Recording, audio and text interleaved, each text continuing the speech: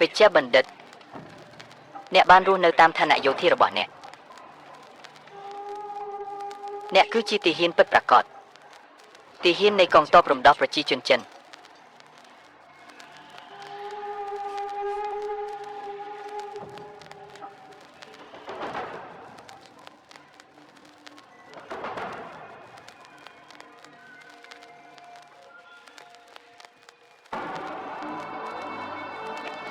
លោកយ៉ាវឆេវ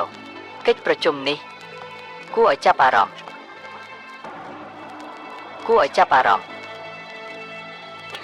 ខ្ញុំមិនចង់ជួបអ្នកម្ដងទៀតនៅពេលក្រោយទេខ្ញុំនឹងទុកឲ្យគ្រាប់កាំភ្លើងមួយហោះចេញពីទីនេះពោពេញដោយអតីតកាល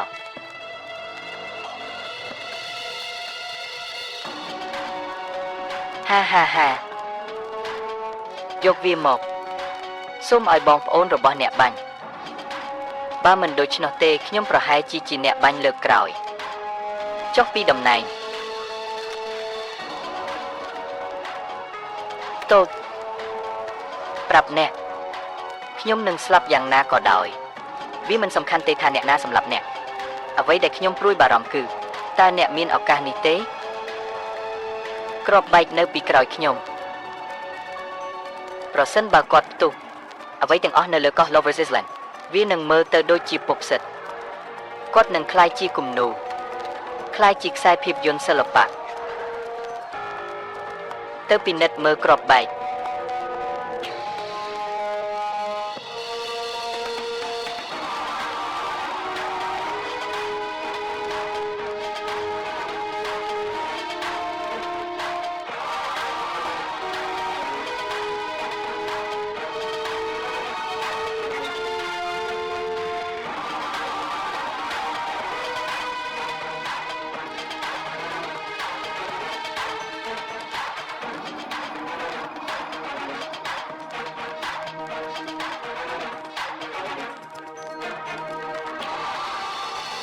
វាជាការពិតខ្ញុំដឹងថាគាត់ពិតជាមានមែនខ្ញុំបានប្រាប់អ្នកហើយថាខ្ញុំនឹងមិនកុហកអ្នកទេខ្ញុំមិនបានបំភ័យអ្នកទេមែនទេគាត់ពិតជាមែនឥឡូវនេះខ្ញុំអាចបញ្ជាក់ពីសំណើរបស់ខ្ញុំបានអនុញ្ញាតឲ្យខ្ញុំផ្ញើទិន្នន័យចេញឬបើមិនដូច្នោះទេចូលយើងបាត់ខ្លួនជាមួយគ្នាខ្ញុំមិនដែលចរចាជាមួយចោតទេប៉ុន្តែលើកនេះបេសកកម្មរបស់ខ្ញុំគឺវានិយាយអំពីការត្រួតពិនិត្យគ្រាប់បែកតើវាពិតឬមិនពិត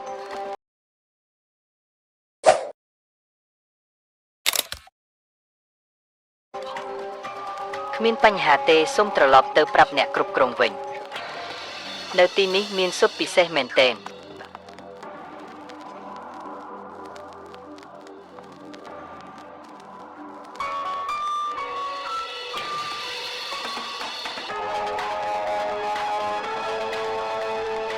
តើអ្នកឈួតមែនទេប្រជាជននៅទីនេះសុទ្ធតែគ្មានទោសបីប្រជាជននៅទីនេះសុទ្ធតែគ្មានទោសបី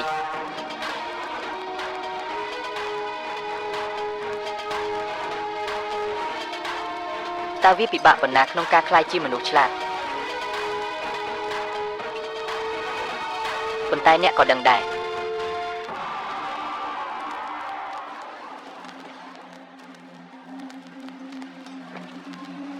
ក្រុមគ្រួសារនិងមិត្តភ័ក្តិរបស់ខ្ញុំ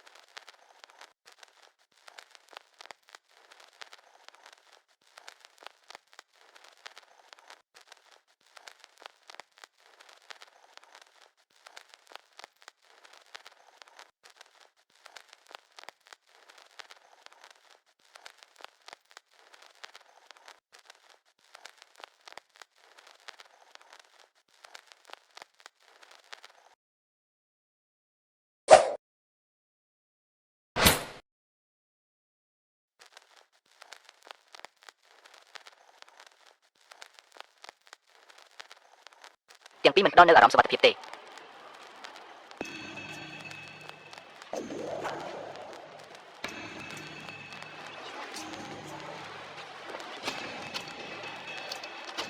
បន្ទាប់មកអ្នកគួរតែប្រមានទាហានស្រីរបស់អ្នកកុំប្រព្រឹត្តដោយប្រញាប់ប្រញាល់បើមិនដូច្នោះទេមនុស្សគ្រប់គ្នានឹងបាត់ខ្លួនជាមួយគ្នាឧក្រិដ្ឋកម្ម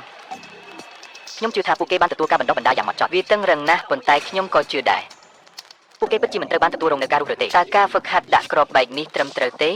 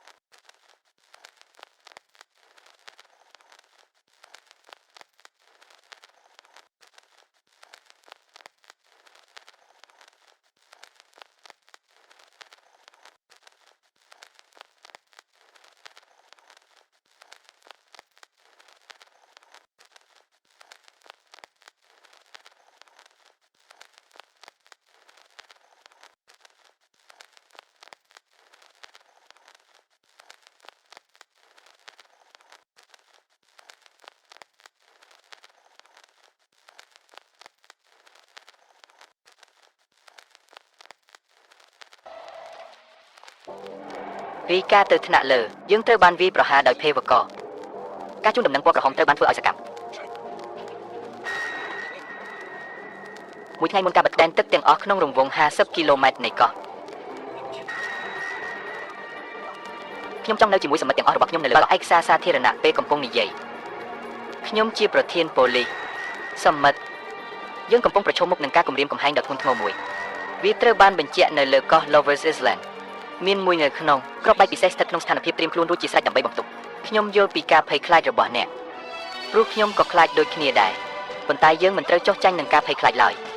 អ្នកមើលទៅដូចនោះភេរវករចង់ឲ្យយើងភ័យខ្លាចប្រហែលជាអ្នកដទៃមានជំរឿផ្សេងទៀតប៉ុន្តែយើងគ្មានជំរឿផ្សេងទៀតទេយើងខ្ញុំជាមន្ត្រីកូបាពួកគេជាទាហាននិងជាអ្នកការពារប្រជាជនយើងនៅលើកោះនេះជាកោះរបស់យើងវាជាប្រជាជនរបស់យើងនេះជាបញ្ហាដែលយើងត្រូវដោះស្រាយវាមិនមែនជារបស់អ្នកផ្សេងទេប្រសិនបើស៊ុតពិសេសនេះត្រូវបានបំផ្ទុះយើងប្រកាសជាស្លាប់ទោះបីជាស៊ុតពិសេសត្រូវបានដកចេញក៏ដោយយើងទាំងអស់គ្នាបានប៉ះពាល់នឹងវិទ្យុសកម្មយ៉ាងធ្ងន់ធ្ងរយើងជាច្រើនអ្នកនឹងស្លាប់យ៉ាងវេទនាដោយសារផលវិបាកផ្សេងអ្នកដែលរស់នៅបន្តចំណាយពេលពេញមួយជីវិតរបស់ពួកគេក្នុងការជិះចាប់សមិទ្ធឲ្យការពិតដែលខ្ញុំត្រូវតែប្រាប់អ្នក